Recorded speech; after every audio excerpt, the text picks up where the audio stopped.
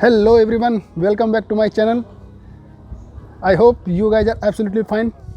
अभी आप जो मेरे पीछे देख रहे हैं ये बहुत ही ऐतिहासिक प्लेस है।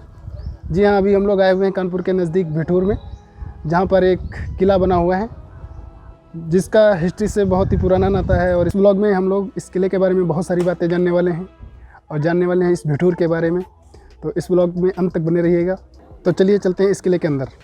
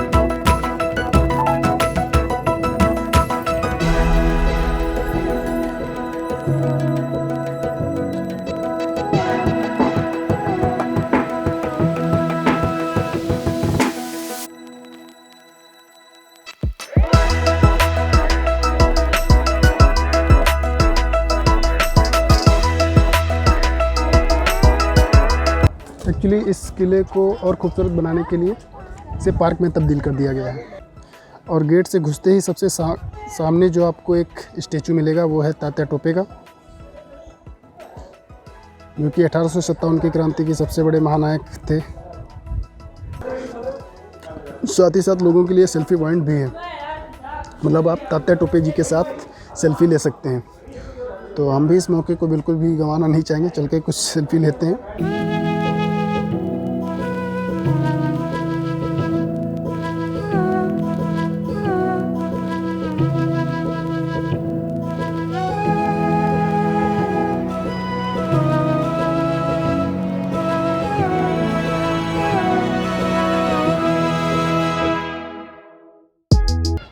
इस पार्क को काफ़ी अच्छा डेकोरेट किया गया है, इसलिए अभी तो देखिए काफ़ी भीड़ बढ़ गई है यहाँ पर।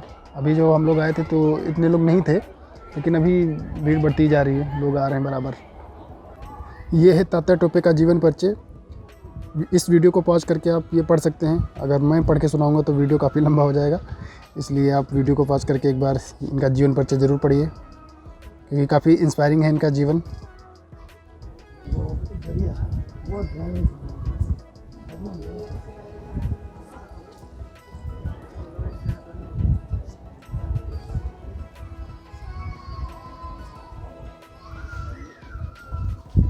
यार मैं आप लोगों को पता नहीं क्या क्या बताया जा रहा हूँ कि किला है और तात्या टोपे हैं क्या है, लेकिन अभी इसके बारे में डिटेल में आप लोगों को नहीं बताया। खैर काफ़ी लोगों को पता होगा और काफ़ी लोग यहाँ भिठूर आए भी होंगे, फिर भी मैं आप लोगों को बता देता हूँ कि ये काफ़ी ऐतिहासिक प्लेस है। और ये यहाँ पर लव और कुश का जन्म स्थान रहा है। लव और कुश यहीं जन्मे थे। तात्या टोपे का शासन रहा है यहाँ पर। और हमारी जो वीरांगना थी महारानी लक्ष्मीबाई, उनका भी बचपन यहाँ पे बीता है। तो काफ़ी ऐतिहासिक है ये। हालांकि जो भी ऐतिहासिक धरोहर थी उसमें से बहुत सारी तो ख़त्म हो गई हैं, अभी तो सिर्फ एक किला ही बचा हुआ है।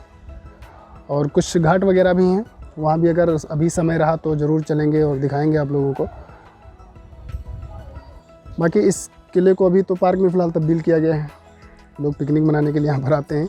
इसके अलावा यहाँ पर एक संग्रहालय भी है, जहाँ पर कुछ बहुत पुराने सिक्के और भी बहुत सारी चीज़ें रखी हुई हैं। तो अभी चलते हैं संग्रहालय की तरफ और दिखाते हैं वहाँ पर क्या क्या कुछ रखा हुआ है पुराना पुरातन। और ये है वो म्यूज़ियम। अभी चलेंगे इसके अंदर और देखेंगे क्या क्या है यहाँ पर।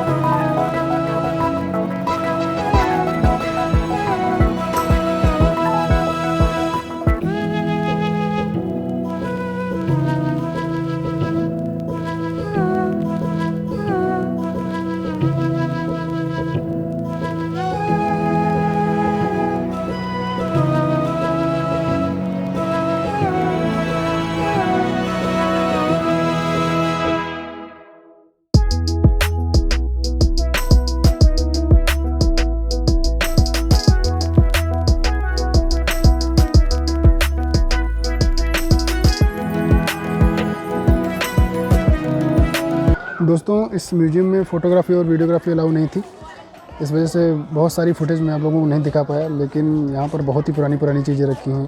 दोस्तों अभी आ गए हैं इस किले से बाहर, क्योंकि अब कुछ खास नहीं था इसमें दिखाने को, क्योंकि इसके अंदर का जो महल था वो तो खैर 1857 की क्रांति में ही ढह गया था, और बाकी का सब कुछ पार्क जैसा है।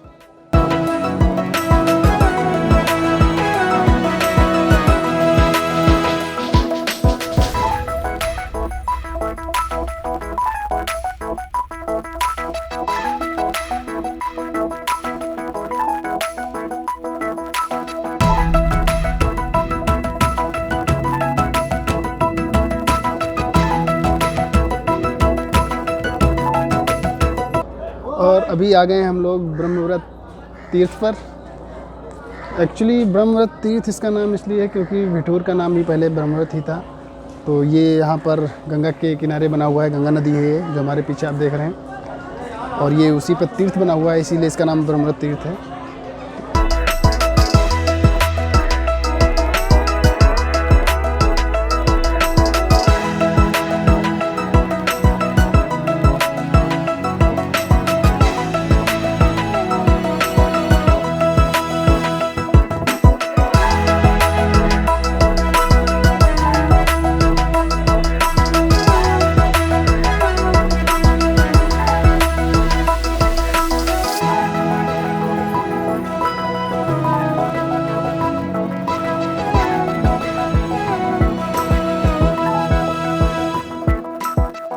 दोस्तों अगर आप भिठूर आए हैं और लोकुस के जन्म स्थान पर नहीं आए तो फिर भिठूर आना व्यर्थ हो जाएगा। तो यहाँ पर तो खैर ज़रूर जाना चाहिए, क्योंकि लवकुश का जन्म यहीं हुआ था। जब सीता माँ को त्याग दिया था रामचंद्र जी ने, तो वो यहीं पर रुकी थी और लवकुश का जन्म भी यहीं हुआ था। तो अभी अंदर चल के कुछ मंदिर का व्यू देखते हैं।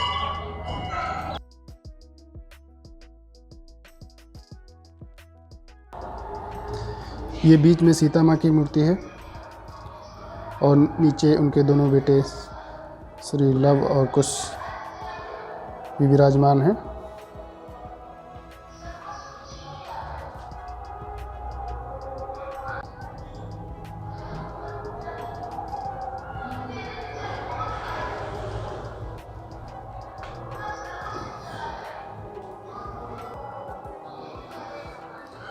और जहाँ राम है वहाँ हनुमान है। राम न सही उनके बेटे हैं तो हनुमान जी तो ज़रूर होंगे वहाँ पर। ये हनुमान जी की भी मूर्ति है और उनका भी एक मंदिर है। और इस मंदिर के जस्ट बगल में है वाल्मीकि आश्रम, जो कि वाल्मीकि जी को तो आप लोग जानते ही होंगे, रामायण के रचयिता हैं, रामायण लिखी थी उन्होंने। तो एक बार उस आश्रम में भी जाकर देखते हैं। मंदिर को देखने का सबसे बड़ा फ़ायदा होता है कि वहाँ पर कोई भी पैसा नहीं देना पड़ता है, क्योंकि अभी जब हम लोग उस किले में गए थे जो कि नानाराव पेशवा पार्क बना दिया गया है, वहाँ पे टिकट था पर पर्सन का 25 रुपये।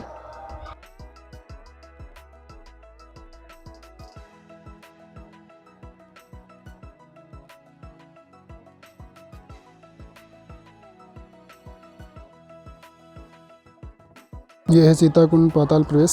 यहाँ पर सीता माँ पाताल में समा गई थी। और यहाँ पर भी हनुमान जी हैं, क्योंकि जहाँ राम है वहाँ हनुमान है, और जहाँ मंदिर है वहाँ बंदर हैं। तो इनका होना तो यहाँ स्वाभाविक है। नोटिस किया कि जहाँ भी मंदिर रहते हैं वहाँ बंदर होते ही होते हैं। तो यहाँ पे भी ढेर सारे बंदर हैं। फिलहाल अभी तो देख रहे हैं कि वाल्मीकि जी के दर्शन हो जाएं, क्योंकि बहुत ही ज्ञानी व्यक्ति थे वो। ज्ञानी व्यक्ति, माफ़ कीजिएगा, ज्ञानी ऋषि थे। व्यक्ति कहना तो अपराध हो जाएगा, क्योंकि उनको यहीं पर ज्ञान प्राप्त हुआ था और यहीं पर उन्होंने महाकाव्य रामायण की रचना की थी।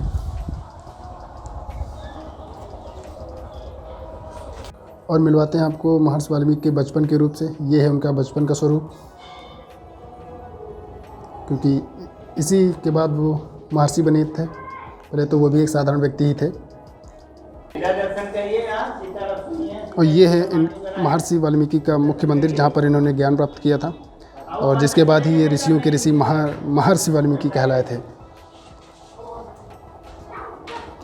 बाकी इनकी कहानी तो बहुत से लोगों को पता ही होगी कि ये महर्षि वाल्मीकि कैसे बने थे, उसको इतना डिटेल में मैं नहीं जाऊंगा।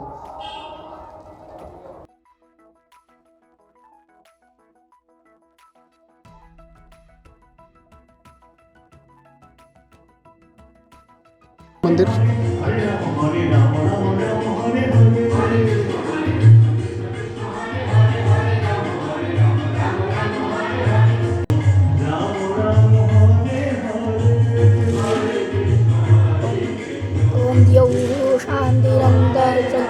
शांति पृथ्वी शांतिराप शांतिरोपदया शांति वनस्पतयः शान्तिर्विश्वेदेवा शान्तिर्ब्रह्म शान्तिः शान्तिः शान्तिरेव शामा शान्तिरेधि गतो यतः समीहसे ततो अभयं गुरु शन्नः पूर्वजाभ्यो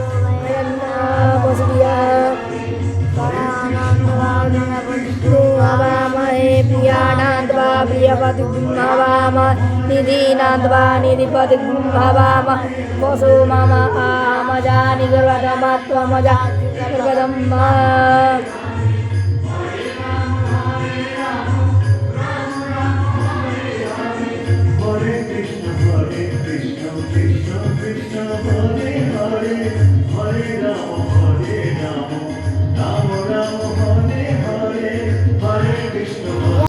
यहाँ पर गुरुकुल भी है और गुरुकुल में शिक्षा दी जाती है।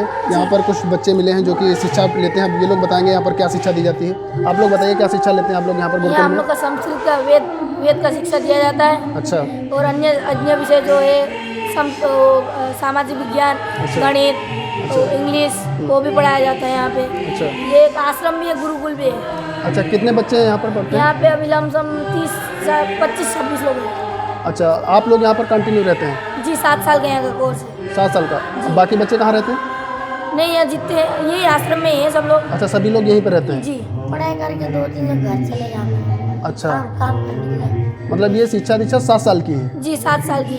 यहाँ की 7 साल की है। यहाँ एक वेद पढ़ाया जाता है। कौन सा वेद? यजुर्वेद। यजुर्वेद पढ़ाया जाता है। इसके बाद हम लोग जाएंगे तिरुपति, वहाँ 4 वेद पढ़ाए जाएंगे। अच्छा, मतलब 7 साल में यहाँ पर यजुर्वेद पढ़ेंगे जी। उसके बाद तिरुपति जाएंगे। वो कहाँ? तिरुपति। अच्छा, तिरुपति में जाके बाकी तीनों वेद और जो बच्चे हैं वो पढ़ेंगे? जी, वहाँ पढ़ाया है। तो अभी आपने कितना पढ़ लिया है यजुर्वेद में? अभी हम तो 5 अध्याय पढ़े हैं। 5 अध्याय पढ़ लिए हैं। अच्छा, और यहाँ पर पढ़ाने वाले गुरु लोग कितने हैं? जी, गुरु जो 3 गुरु जी। 3 गुरु जी हैं। अच्छा, ठीक है। तो इन लोगों को यहाँ पर शिक्षा दी जाती है और यजुर्वेद की शिक्षा यहाँ पर दी जाती है, जो कि 7 साल का कोर्स है, जैसा कि भी ये बच्चे बता रहे हैं। बाकी का जो 3 वेद बचेंगे उनको ये लोग तिरुपति में जाकर शिक्षा लेंगे। तो काफ़ी लंबा प्रोसेस है इन लोगों की शिक्षा का, इसीलिए ये लोग इतना ज्ञान प्राप्त कर पाते हैं और हम लोगों को भी ज्ञान देते हैं। तो दोस्तों, यही था हमारा भेटूर, जो कि काफ़ी ऐतिहासिक और साथ ही साथ पौराणिक भी है, क्योंकि यहाँ पर रामायण और हिस्टोरिकल तात्या टोपे लक्ष्मीबाई जी का काफ़ी कुछ रिलेटेड है यहाँ पर।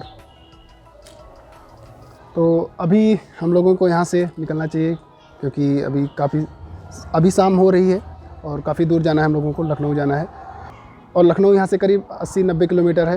हालांकि आते टाइम हम लोगों को थोड़ा सा ज़्यादा पड़ गया था, और उसका कारण ये था कि हम लोगों ने गूगल महाराज की बात नहीं मानी, क्योंकि गूगल पे दिखा रहा था 82 किलोमीटर है लखनऊ से, मतलब हमारे घर से। और हम लोग फिर अपने ही हिसाब से चलते गए, तो उस हिसाब से हम लोगों को थोड़ा सा लंबा पड़ गया, 40 किलोमीटर ज़्यादा चलना पड़ा। देन मुझे रियलाइज़ हुआ कि गूगल महाराज की बात मान लेनी चाहिए हमेशा। तो इस बार हम खैर गूगल महाराज की बात मानते हुए ही जाएंगे, और तभी मैं बता रहा हूँ कि 80-90 किलोमीटर पड़ता है यहाँ से। तो आई थिंक इस व्लॉग को अब एंड करना चाहिए, और उम्मीद करता हूँ आप लोगों को ये व्लॉग ज़रूर पसंद आया होगा।